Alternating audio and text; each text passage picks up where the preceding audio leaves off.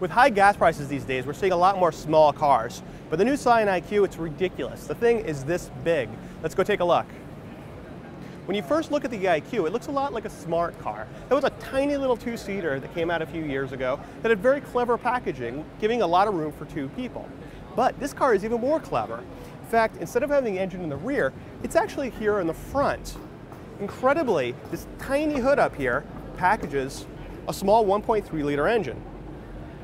So by not putting the engine in the back, they actually have room back here to put a seat there. Now, that's kind of amazing to squeeze a rear seat in a car that's this small.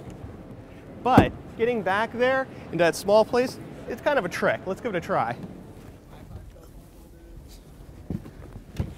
Well, I gotta say, it's not very comfortable back here, but I actually do fit. And that's pretty amazing for a car that's not much longer than I am.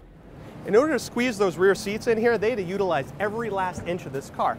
And that means if you're sitting in the back here, your head is just inches away from the rear glass here. A little bit scary, but Scion tried to really maximize safety in this car, and they have 11 airbags in this tiny car. And that 11th airbag, it's right here. It actually deploys to cover the rear head area of the rear passengers. But if you actually had this car, you'd probably use it as a two-seater. And like that, you actually can fold these seats down and have a decent cargo area. So if you think you might be interested in this tiny new Scion, it's going to be available this summer with a starting price of under $16,000.